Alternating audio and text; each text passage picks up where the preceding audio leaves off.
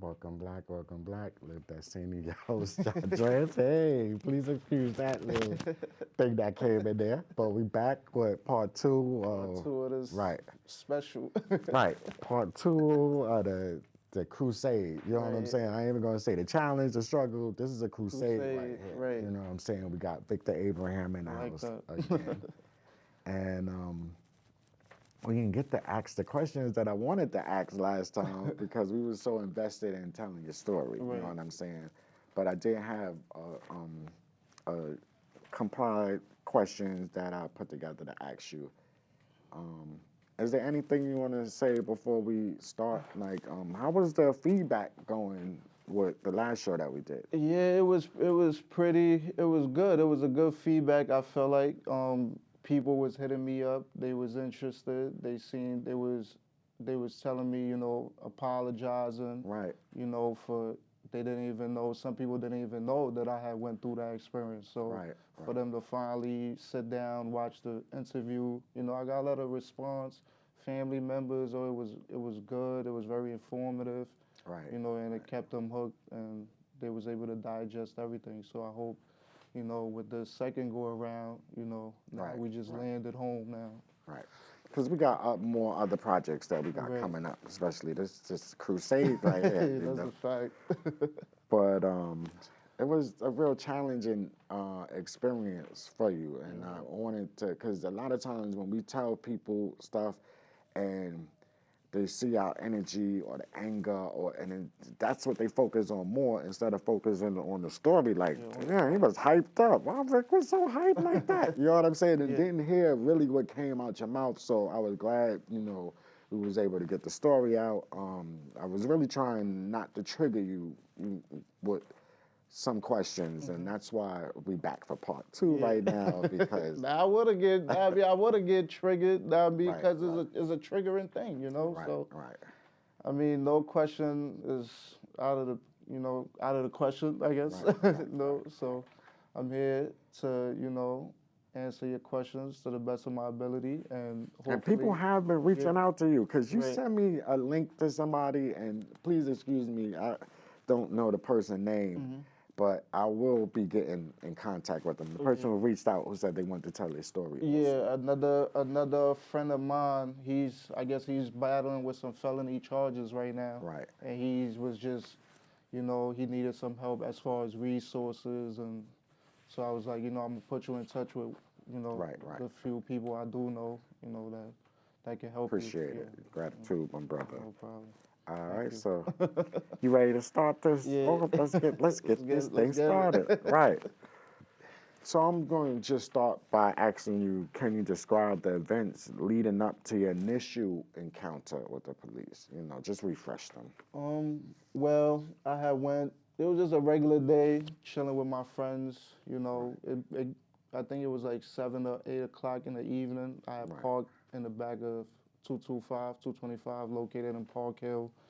And I went upstairs to, check on my apartment, because at the time, people be in and out of my apartment. So I just went up there to check real quick, make sure my house ain't burned down. Right. Grab some herbs. Right. That's And I was legal. coming back. Yeah, it's the weekend, so I was coming. I would grab some herbs. But by the time I came down, I noticed the cops, going in the back of the building, because the building I live is across the street from that, so you got to cross the street to enter the parking lot. So I noticed them going back there, and I just proceeded to my vehicle. And at the time, my friend was in there, but when I got there, he already locked my door and took off. So Right. I was beginning to open my car, and then I was just approached by NYPD.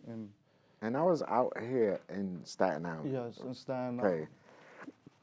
The area we're talking about is Park Hill, which is like primarily African population. Yes. African, you know what I'm saying? Majority African, I would say, but it's other races there, Hispanic, Chinese. Right. So it's a multi. But it's dominant. Yeah, dominant. Dominant is African over yes. there, right? Yes. That's what it's known for. You say Park Hill, the first thing you come to It's the head. either Wu-Tang or Right, Africa, right. Little Africa. They got Little Chinatown, Little Italy. That's Right. Little Africa right there. All right, and is that like the normal for Little Africa? Like since you've been there, has that been the normal like police interaction? Yeah, I mean, other times they bring like the community affairs people out there, like they'll Right. bring like the horses and stuff like that, Oh you wow. know, for the kids to, look at the horses and stuff like that. But then when you really look around your community, you realize you're under 24-hour, surveillance. Like Right. there's cameras up on the street, they rush the back of the building. They, Right. profile you. Detectives will hop out on you if they see you walking, in the middle of the night or anything, walking to the store, just living your life. They will hop out on you, roll their window down, like on some thuggish behavior. That's the Right. best way I can explain it. Right. But a lot of people don't understand, that feeling or that type of, you know, atmosphere unless you live in these neighborhoods where it's going on. Exactly. Right. Exactly. You know. So, were you aware of your rights during the arrest, and did the police inform you of the charges against you while they was arresting No, they didn't. I wasn't aware of my rights as far as in like, oh, as far as remaining silent and stuff like that. Like they told me it, but I didn't really understood it. Like, Right, so it's just like somebody saying something to you, and you just be like, okay, like. So I didn't really understand it at that time because I haven't really had since coming to this country. I really haven't had a lot of law enforcement interactions like that. So for them to just be approaching me like that, and I was a little bit nervous too. So like you? for And the the spoiler for the viewers that's watching was that he was innocent, so he didn't really have a reason to, you know what I'm saying, yeah, like to really. even what's the word? To even interact with them. Right. Yeah, but it Or was even take it serious when they was yeah, going through it because you didn't expect the find. yeah, I didn't expect that was the outcome of what their entire mission was. Like their final mission was to, lock me up for something I didn't do or had any knowledge of. Right, So right. so by the time I got in the precinct and they started asking me those questions and I didn't have no answers for them, so they proceeded to framing me. That's the best way I can, Right, because we went articulate into it. depth the last time he was here, but basically to refresh new viewers and people watching now, Right. you was in the prison for 3 days straight. Yes, I spent 3 days in the 120, being subjected to police lineups, Numerous lineups. So numerous lineups. the normal person might do just one lineup. They basically did a bunch of different lineups Yeah, that you did. they did a bunch of lineups and then follow-up questions and had me in, like that room where the temperature is, they control the temperature, Right. and then even in the 120, the holding cells is like it's crazy. That's the best way I can explain it. Is rats. It looked like a Right, slave right. ship back there. With a slave ship, if I could see what a slave ship is, that's exactly what it looks like back there. But it's And crazy. then it has to be like mentally draining Right. because once again you was innocent. So you're Right. sitting there and going through a process that you wasn't supposed to be going through, you know. Yes. It caused you to have to, because you eventually did go to jail, Yeah. right? That after those 3 days in the precinct, Yes. and when you was immediately released from jail, it caused you to end up at the mental institution. Right. And that's how, terrible of a place I was, for those 18 days or whatever. It I was. can imagine. I Yeah. mean, my viewers, they probably couldn't even put themselves in your shoes Yeah. to go through something like that. It's mentally draining. It is. It's exhausting, and I was exhausted when I came home. And then what I didn't touch on last time when I had made bail that night, that very morning I was raided by the NYPD. After. After Right. that, after when I came home on Wait, bail, hold that thought, yeah. because I want to get my question in first. And my question was because you was drugged when you got to the against your will. Yes. Right. So my question is, what was the justification given for being drugged and placed in a mental institution? I guess I till this day I haven't found a justification for it. I guess they could try to say I was having a manic episode, a break with reality, Right. So but the force that was used wasn't even necessary because it wasn't like I was violent with anybody for 10 people to surround me. If Right. somebody's having a mental or psychiatric, episode, you think surrounding them with 10 strangers and, approaching that person like you want to do harm to them is going to be beneficial. So, but in this scenario, that's exactly what occurred. And they tackled me and they injected me with what I know now as Thorazine. It could have been anything. They said that's what it is, but Right. And you never had never, Thorazine, never had it in your system, never. never experienced that, and you was basically out of it. Yes, And for 3 days. wow. 3 days. That seems to be the number. We gonna have to play that right. We gonna have to do something with this Yeah. number right here. Now, I had stopped you before, but you was telling us that once they released you, you can continue Yeah. Once they released me, from the mental place. we start from there. So when they released me from the mental, when they discharged me, and I knew I wasn't well still because I was still under the influence of whatever drug they had given me. That's Right. how powerful it was. 3 days later, it still felt like the first day they had given me. So upon my release, they like call your mother. At the time, my mother is living in New Jersey, so she had to cross the bridge, and she got down to the hospital, but she was waiting for me in the lobby. Right. So now, as she's waiting for me, I'm coming out the psych unit. Mind you, the psych unit is on the third floor, so I don't even make it to the elevator to go downstairs to the lobby to my mom, and NYPD is right there, arresting me. Oh, turn around, put your hand on the wall. They put the chain on my ankles, chain on my wrists, Right. and they hauled me off to the 120. Right. But what was they looking for? They just said you was under arrest. That was the only explanation I got. Well, you're under arrest. It's like that's why I'm saying to this day I still feel like they had conspired with the hospital to release me so just so they can arrest me because they knew I wasn't well. The hospital knew I wasn't well because even when I got to the precinct, I was still sick. I was still drowsy, and they just rushed me in front of the judge. And right then, that's when I started hearing the charges like, oh, robbery, attempted robbery, robbery in the first, the So they second. uprooted your life, then they came and uprooted your house, your home, Yeah, where you're supposed to feel safe and comfortable, yeah, and then they took you to jail again. yeah. So you went from jail to the mental, back to jail again. Back to jail Okay, again. all right. Yes, and it was just a dire experience. Like there's no, even right now as I say here and talk about this, I get flashbacks to Right. just that day. It's like I can't take that image out of my mind of just Right, going through that. right. You know what I'm saying? Because the next question that we pretty much can answer ourselves, like, were there any specific incidents or actions that led to your confinement in the mental institution, which, we already covered that. But how did you feel during your time in the institution, knowing that you was innocent, you know what I'm saying? But this is what they drove you to, because people have a breaking point. Right. And basically, they took you to your breaking point at Right. that moment.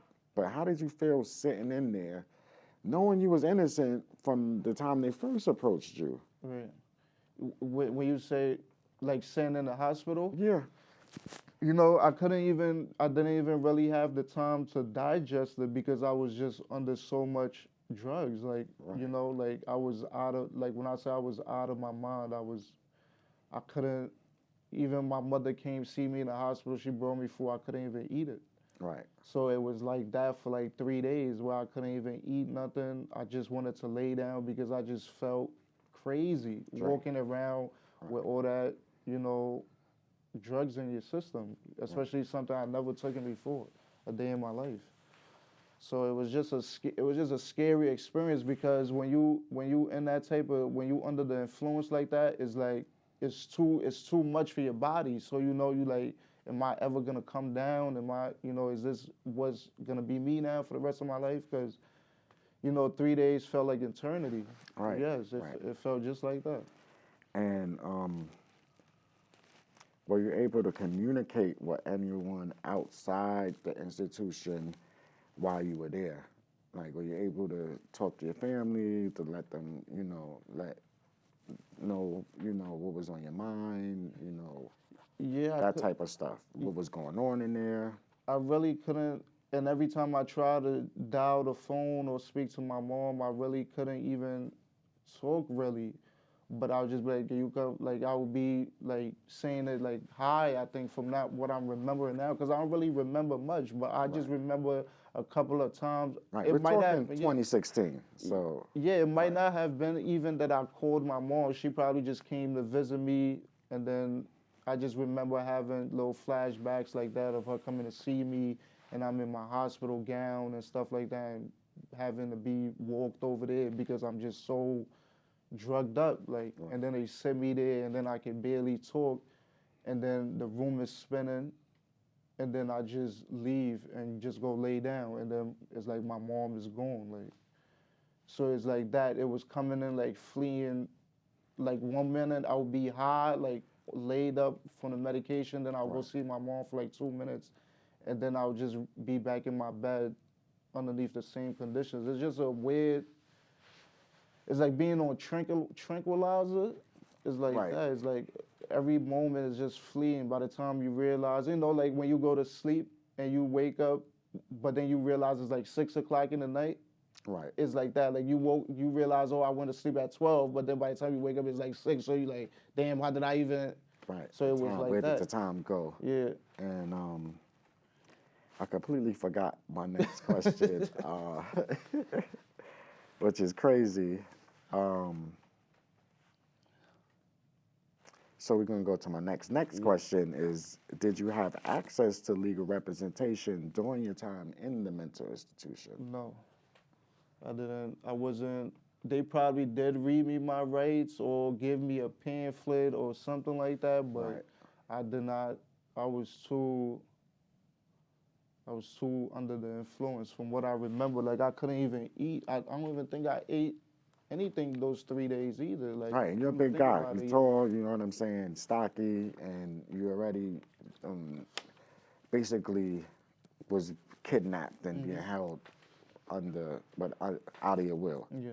My last, I thought I remember the question or what I was gonna ask you was, do you think they kept you drugged so you wouldn't pronounce your innocence, or you wouldn't be in your right mind to say, what am I doing here, or why you're Yeah, holding me here? I think they did that intentionally because now that I found out, you know, there was a medical something in my medical record, you know, that said, oh, you know, I admitted to doing these things because I ain't have money to buy food. You know, like it was just out as outrageous during my trial when they tried to say, oh, I took off my mask and I told a person to remember my face because that's what they was accusing I did doing these Right, robberies. right, So it was just, you know, and my lawyer had just brought this to my attention a couple of months ago. It was something in my medical records, and I believe they fabricated that, you know, because it's just how, you know, if they had such evidence that, oh, I'm admitting to doing these crimes, why wasn't it never brought during my criminal trial? and it would have been an open and shut case. Yeah, because it's like you got me drugged, and then I don't even remember saying that to anybody. Like, why would I want to go on trial where I face the prospect of 25 years just to go be drugged in a psychiatric unit, and then all of a sudden there's a document now that says, oh yeah, I did these crimes because I didn't have money to buy food. Like, And that's basically like going into my next question is, Were there any efforts made by the authorities to investigate the legitimacy of the charges against you before they incarcerated you? I believe it wasn't. I think they already, you know, I don't know, to be honest. All I can say is I got framed because I did not do this. They could go up, they could go down, wherever they want to go. I did not do these crimes, and then for them to know I did not do these crimes, and then hit the specific evidence that you know, um, what's the word I'm looking for? Corroborated what I was saying is like, if you had this strong case against me, why did you go out your way to frame me? Right. Why did you go out of way to destroy evidence that shows my innocence? It don't make no sense. So they just did whatever they wanted to do because I feel like they wasn't gonna get held accountable. Even till this day, these officers is making $200,000 a year off of me and you tax dollars. Like Right. these people, these is people that should really be in prison right now, still benefiting off our dollars. Because basically, your life changed Dramatically, yeah. Right. You had goals and dreams. You had, aspirations. And how has that been going?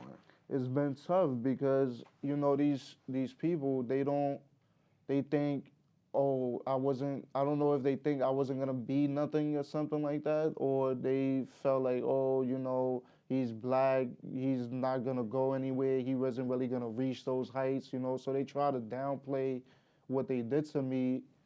And it's been 7 years, and every day I wake up, it's like it happened to me yesterday. Right. So it's like this is a life sentence what they did to me, and now what I get is, oh, when I tell them, oh, I was 19, I was getting ready to go in the Air Force, they act like they don't want to hear it, and then the next breath is, oh, maybe you should just go get a part-time job at McDonald's or something like that, or a factory or Amazon, and I'm not And you could hating have on done those that, jobs, right? But you could have done that before. You know what yeah, I'm saying? that was, for my adolescent years, but now 19, that's what I wanted to do. I wanted to serve my country. I wanted to, go in the Air Force, better myself, and you guys took my wings from me before I could even earn them. Right. Right. Flap them. Yeah, Right. like yeah, 'cause, Right. that's what they call it in the Air Force when you get your pilot license and stuff. You earned your wings. So before I could even get to that stage, they completely They just took away stole the it. There's hopes no and your way. There's dreams. like it's like right now. There's no way anybody's gonna put me in a plane with my diagnosis. And that leads into my next question, which is how did you cope with being wrongfully imprisoned for 2 years? Because they had you for 2 years over that Rikers Island, Yes, right? I didn't. I didn't cope. It's just by the grace of God, you able to see me, and you was able to have this conversation. Because I went on hunger strikes. I tried to end my own life, like and you see on the news now they're attempting to close Rikers Island. I feel like close it, but then the next thing they want to do now is build more jails in the city. And for me, when I got took into the tombs, that's in the city. That's like the worst I've thing. been there before, right? Yeah, I've been there before. that's and I'm sorry to hear that because it's like that's the worst place you could be because it's like you see life going on around you. At least Rikers Island, you look out the window, it's nothing but an ocean. But now you downtown Manhattan, summertime, you see everybody running, having a good time. Wintertime, the people come to the park, they exercise, they got the Yeah, chess people that come, and they come early in the morning. everybody is enjoying life, and then the buildings are so high, people look up, they don't even see your windows, but you can see exactly what's going on around you.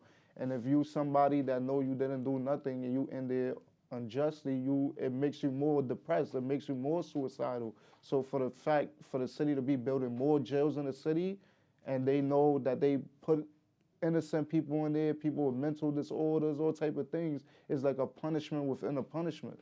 Because that person can't leave when they want. You holding that person against their will. And that's a building where there's really no movement, Yeah. right? You really don't move around there. Like maybe you can go to the yard and stuff and Rikers and to the law department and all of that. But you don't really leave there The only No, time you really leave there if you go into the medical. the And then it's medical. just the staircase there. You just go to one floor and there's like a window or something there. Right. And then they got the, I think when I was doing my time, they had like the basketball courts on the roof. Oh, yeah. Yeah, Yeah. they so you They've could been go on there. the roof, Right. yeah. So you could go on the roof and play basketball, work out and stuff like that. But all of that was just, it was just intimidating. The whole time I was there, I just felt, intimidated because it's like you in a place you don't know who you sleeping next to, you don't know what's going on. And I'm 19 at the time, so it's like I'm just here. Right. When they put you in a situation where they wouldn't even put their own kids. They would never think about sending one of their kids to. I'm glad we It would, got yeah. here right now because that goes straight into my next question is, were there any specific incidents of mistreatment or abuse that you experienced while you was in jail? Yes, and I could think back to this one incident. It was when I had first got to Rikers Island. So, when I first got there, automatically I was, it was either the first time or it was the second time. I was agitated. I remember being agitated and, throwing a fit, like I'm not supposed to be here. I'm here illegally. And they got upset and they put me the little plastic cuffs. They Right. put it on my leg. I'm double jointed, so they put the cuff. They cuffed me behind my back, and they was getting mad at the fact that I'm able to, bring the cuffs to my front. So every time they would come and do it, I kept doing it. I kept doing it. So they got mad now, and they came in there, tackled me or whatever, took me in the decomp room. If you OBCC, they got the decomp room in the back of intake. So they took me there, they handcuffed me up, they had me up like that, like a real, like, when you watch movies, why they be having the terrorists. Torture, right. Yeah, Torture, so they had me torture like treatment. that. And then there was another guy next to me. He looked like he had already been in there for hours. He was yelling at the top of his lungs. By the time I got there, he couldn't even really speak no more. So I was there, and then they just started punching me in my ribs, like grabbing my man part, like squeezing it, like it was. And then I made a report about it. I called 311, and I ended up getting charged with something. While you were there. Yeah, I ended up calling 311 after that and letting them know what I just endured. And then 311 had came see me. So I'm thinking, oh yeah, they did for my, what I reported and stuff like that, but not knowing they was there to charge me with a new crime. Wow. Like, oh, you was harassing officers and stuff like that. And I had splashed. So your torture, Yeah. right, you harassed the officers as they was torturing you, basically. This, Yeah. they want you to believe. Yeah. So they made the victim, okay, They became the victim. right, now they turned into the victim. Yes. Right, okay. And so I had to go to criminal court in the Bronx for that. And I had splashed the captain with the water I got out of the toilet bowl. But you know how the sink on Rikers Island, the toilet and the drinking water is all connected. Everything, yeah. Yeah. So when I splashed them with the sink water, they was like, oh, it tested positive for urine. So I'm like, I ain't even urine on him, nothing. It's just regular water, but y'all things is connected. So it's probably traces of urine in it. So you probably got people drinking urine water in Rikers I Island. wasn't So surprised. they said, oh, assault, harassment. So the original charges I was there for on my record right now, everything is sealed, acquitted of all charges, but now I still got that one charge from when I was in jail. And they never dismissed that. They never took it off my record till this day. Even when I try to apply for Uber won't even hire me because they said, oh, you was harassing a assault inmate and all of that.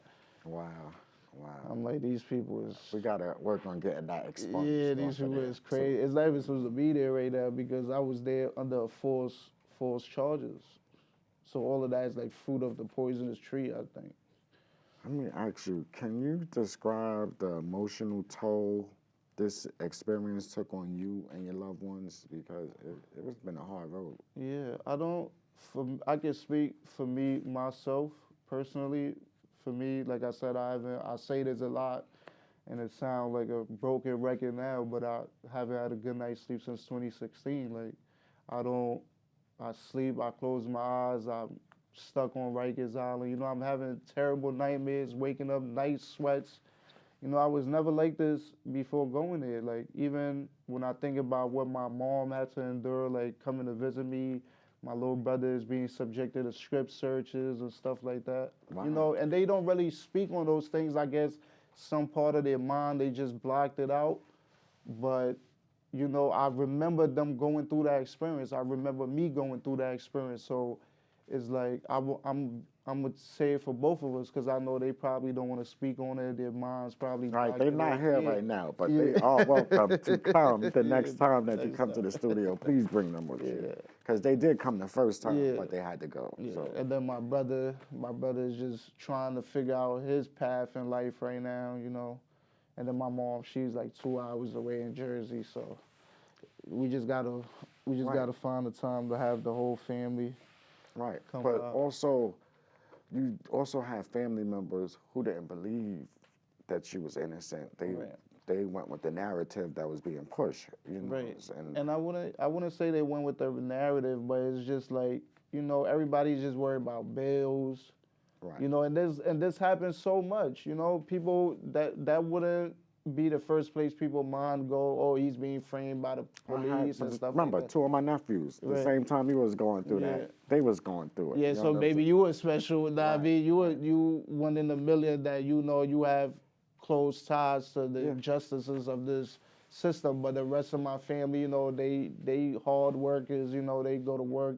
By the time they come home, they sleep and waking up to go back to work. So when this came about, you know, they seen it, but it was just the family dynamic is weird because it's like they didn't like growing up, you know, little childish things I would be doing, you know, right. acting out on my mom and Normal, stuff like right? that. Yeah, you know, Normal acting stuff. up and stuff like that. So they always had this, oh, I'm disrespectful, you know, I'm a rude person. So I guess when they seen that article, it just confirmed whatever bias they already had about me in their mind. So it wasn't like, oh yeah, I'm gonna call Staten Island in advance and say, oh yeah, my nephew wouldn't do this, you know, my cousin wouldn't do this, you know.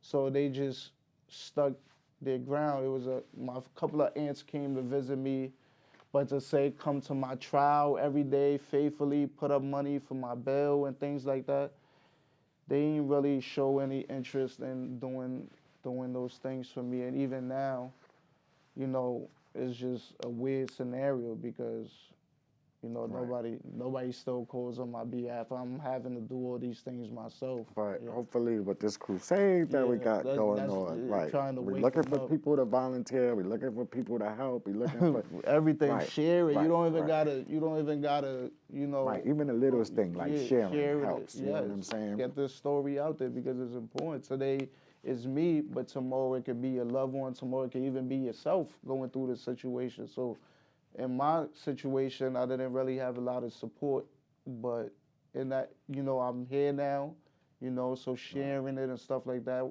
If you find yourself in that situation, at least you can say, oh, Victor went through the same thing, you know, let me give him a call and see what best, you know, how to maneuver this thing. And since the first interview, I've gotten a lot of feedback like that, like, oh, you know, Oh, you I'm going became a through counselor then. yeah, you know, Right, that's right. you know, that's how it goes, you know, you just like, you know, the saying in New York is, you know, see something, say something. So when if I see a terrorist or something like that, you know, and they about to do something or you're about to get hit by a car or something like that, you know, I'm gonna call it out, you know, there's a car coming or there's a Right. terrorist over there, don't do that. And these politicians, that's how I view them now. These people, you know, who take oath to, you know, protect us. I see the hypocrisy Right. that they conduct. And I don't even call them tyrants no more because tyrants is like a king, somebody, you know, who's a ruler. These people are just domestic terrorists. That's my new word for them because if you could sit there, take an oath, and then go completely against that, it's like you're not really there to protect us. You're not really there to protect the service. Right. So that's the whole thing that's going on now.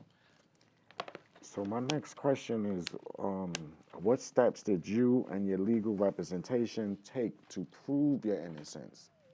Because it was a tough road to get Yeah, your freedom back. You know what I'm right. It saying? was tough because, especially in the beginning, when I had legal aid representation, They was more trying to see if I was even fit for trial because like they put me in a place and then I'm having breaks with reality. So now they like, oh, is he even fit to defend himself? So now they trying to make it look like I'm insane. But, I'm just having sporadic, you know, Right.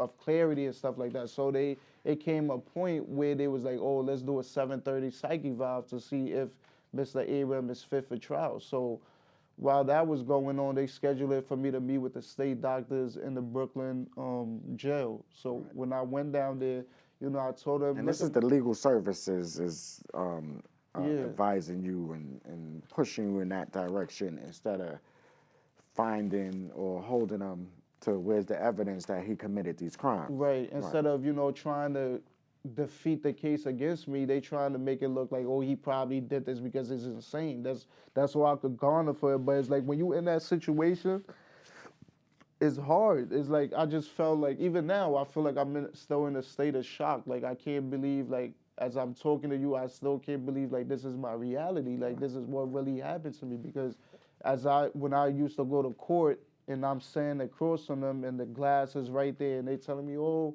no bail granted yet, is remanded. It's like all of that is like suppressing my humanity, Right. more and more, and the further and further, my sanity, because I'm not trying to go to the point where, I can't even, like, it's just hard to They say the explain. point of no return. Yeah, Right. yeah, I try to go to the point of no no return. return. So Right. I just wanted to keep my sanity, and then finally, when I got to the 7:30 psych evaluation, now I told them, look around me, look what I'm going through. Who wouldn't be crazy in this? Who would be in the right state of mind in this situation? But I can tell you guys, yeah, I'm messed up right now, but it's because of the situation these officers, this government have me in, and I just want you guys to clear me so I can prove my innocence. Right. And then after I said that, it was just completely blank again. Like I just went to just drowning everything out. Like I just felt like I was in third person till the day I got acquitted, and even now, I just let God control everything I do. Wow. Because it's just no human being can do this alone without praying to God and seeking the Gotta be highest. strong. Yeah, Right. you gotta be. Strong because just, we person would have unalived themselves or they, or God knows what, unalive somebody else just mad at the world. So And those are my deepest. Those are the things that keep me up because I don't want to get to the point like I'm under a tremendous amount of stress right now. right, And because your life been yeah, turned upside down, yeah, and and you I don't still want to. I haven't. don't want to make a mistake. I don't want to be like you said to the point of no return, Right. and then I do something I regret, and then they be like, "Oh yeah, something completely out of my control." Right. Right. Because if it comes to me, they definitely not gonna look at the fact that they did this to me, and they're gonna say, "Oh, you was normal, yo, you was good, you was doing interviews, oh, look, your honor." So it's just They took walking your that line. innocence, your Yeah. innocence. You know how we joke about the innocence? Yeah. Oh, yeah, the child lost their innocence, Yeah. but they literally took your innocence, literally. And You know what I'm saying? peace of mind. Every day I pray to God, let me just get back to normal. What is, what was my, I don't even remember my life before this. All I just remember is the trauma now. Like, Right. just remember just suffering for no reason. For no reason. So, were there any witnesses or evidence that eventually led to the charges being dropped, or was it always there and it was just overlooked? Or, Yeah, it was always there. It was right there in their face. Like I said, it was malicious what they did to me. It was intent. Like, oh, we can't get him on this, so let's frame him for this. Like, because what they did is like, so in the first case, the victim says, "I'll take off my mask or whatever during the robbery." The person took off their mask and say, "Remember their face." So the victim was the victim and a witness Yeah. in this thing. In this prosecution. So he's riding the city bus and he sees the person that actually took off their mask on the bus. Right. And he takes a picture of that person and sends it to the officer, and the officer looks at that person and says his name is Victor Abram, or appears to be the same male black as on the bus, Victor Abram. Now, I don't know where they got my name from. I don't know what was going on. It's just all I could amount it to is just the devil's work because how they just get my name out of thin air. Like, Right, and then that you protect and serve. That's not protecting and serving. That's a whole different category right there. So basically, the victim seen the person who committed the crime while they were on the bus yes, and took a picture of the person yes. and sent it to the officer, and the officer labeled your name on the picture of this person. Yes, Right. and then he said, "Oh, that's how he was able to go in the system and do a photo array." But then the photo array, they used a picture from a case that was sealed. Like it was something me and my mother had gotten into like a domestic incident. Right. Yeah, and the cops, some nosy person called the cops, and I ended up getting arrested, even though she wasn't pressing charges.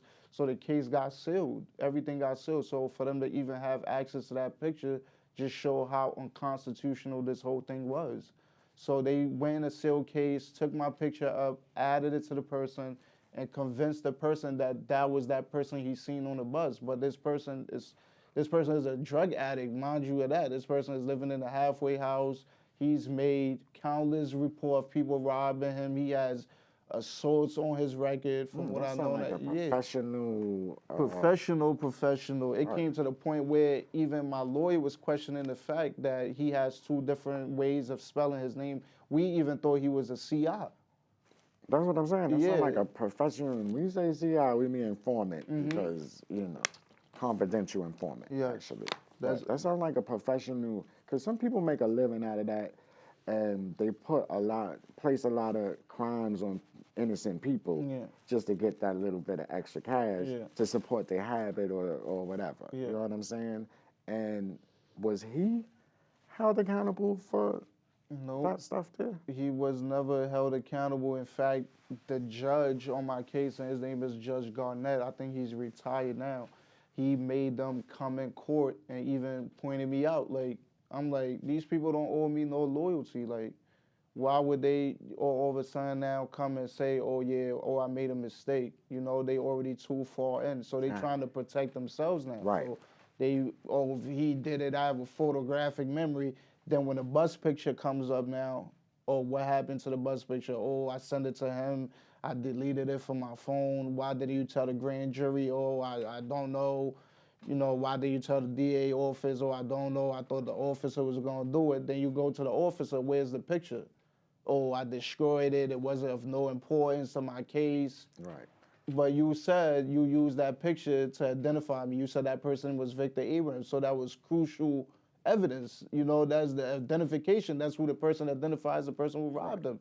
And long and behold, that picture is not even me. I wish there was a way I could put the picture up, but the picture is not even me. Like, and then for after, so basically, I was denied a fair trial because I didn't even have access to that picture to show it to the jury to say, look how much of a difference this person Right. is from me. Right. Like, And things could have been. it's gonna been over. Right. I couldn't even needed to my lawyer because this trial took a couple of days or something like that. But none of that. If we had that picture from day one, I wouldn't have even been indicted. None of this would have happened. They went to the grand jury, said, "Oh, he picked him out from this photo array." They don't make no mention of the bus picture whatsoever. My next question is, how did the authorities acknowledge their mistake, and what actions were taken to rectify the situation? No actions was taken whatsoever. Not even an apology I got from these people. Like they just went on with their lives. Like they didn't mess up mine.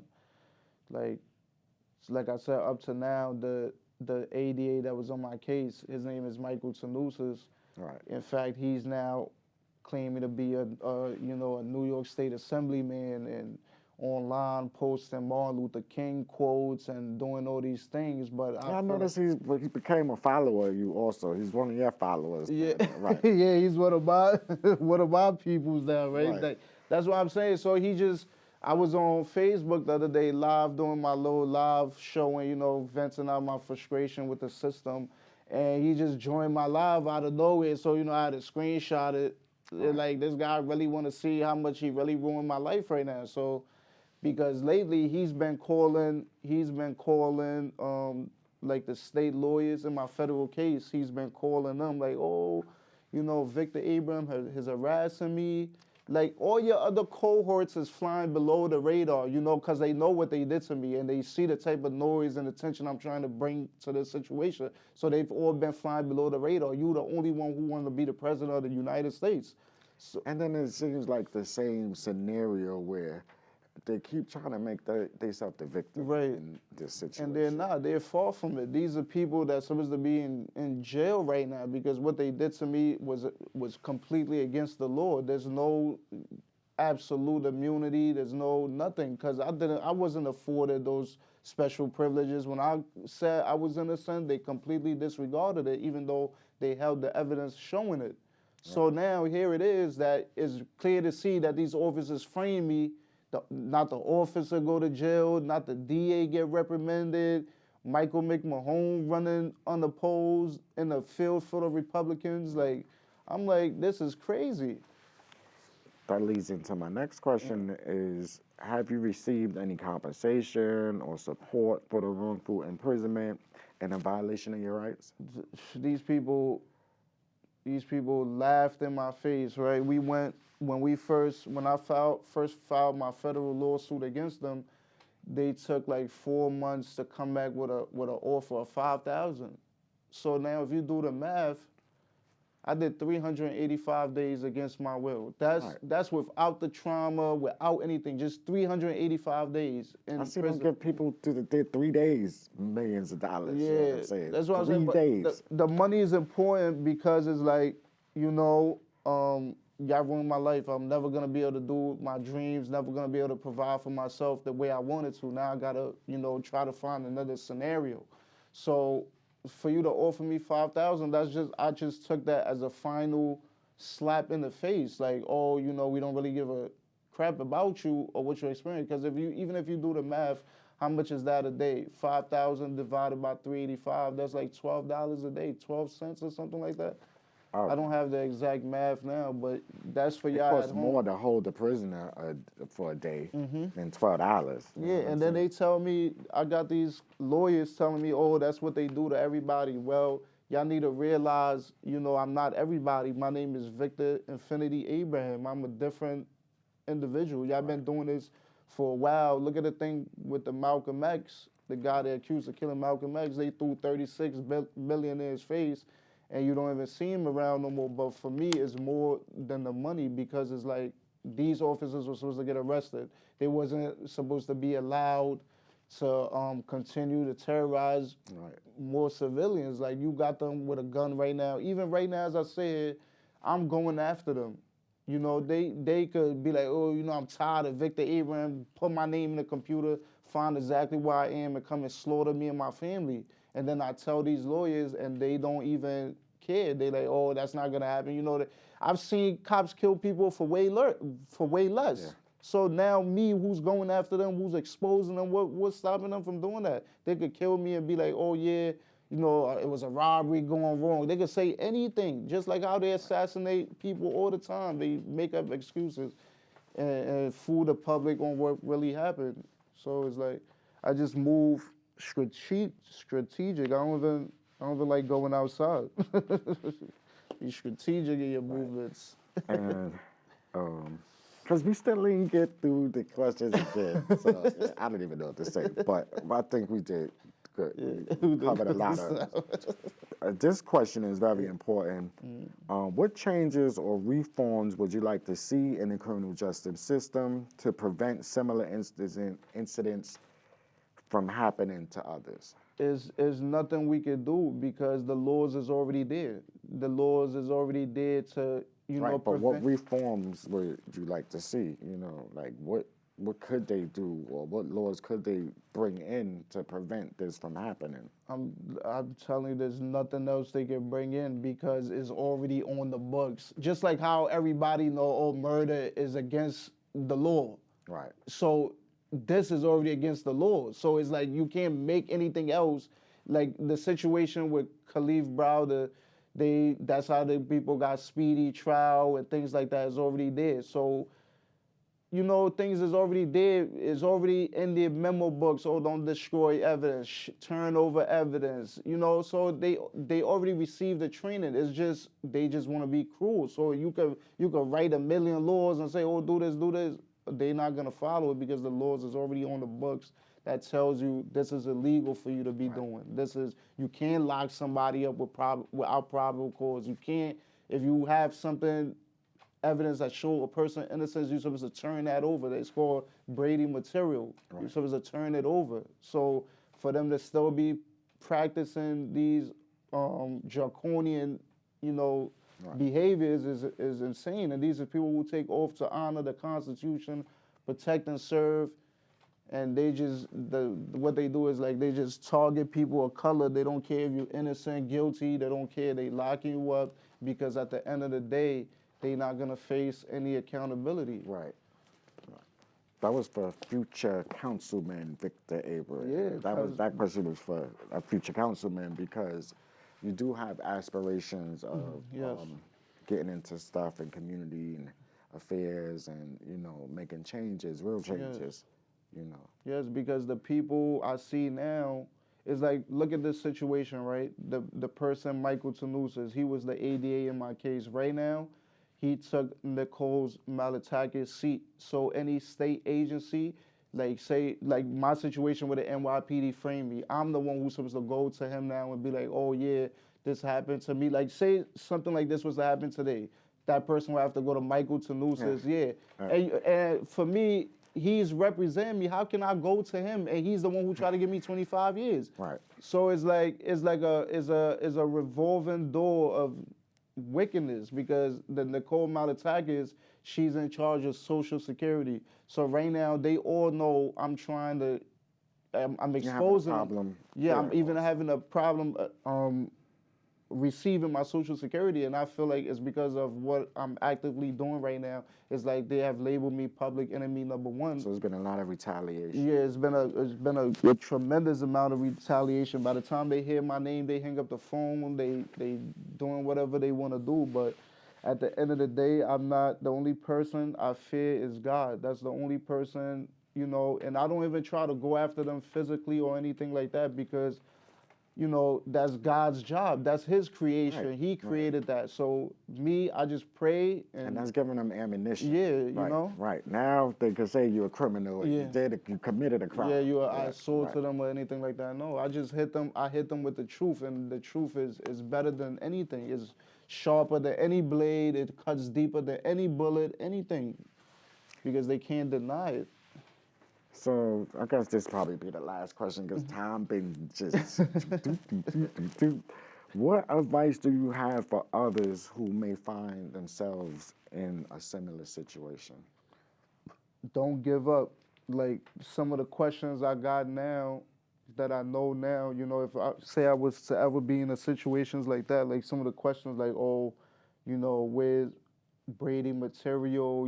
Is there anything that you guys is with? And it's just, when I think about it, it's like you can't even ask those type of questions because they not even gonna divulge that to you. Like if they really trying to frame you, they not gonna divulge it. But the best advice I could give, if you know you did not do something wrong, do not go up there and admit you did something wrong. Take them to trial, fight them. Your freedom is worth fighting. People before me and you couldn't even walk down the street without getting chased by dogs, lynched in the street. All of that now, they can't do it now. So this is the new way they doing it. You see on the news, they take 44 years from people's lives.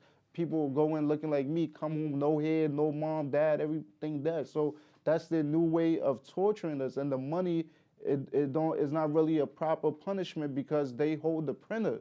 They print the money. They got unlimited budget. Oh yeah, we could do this 44 years.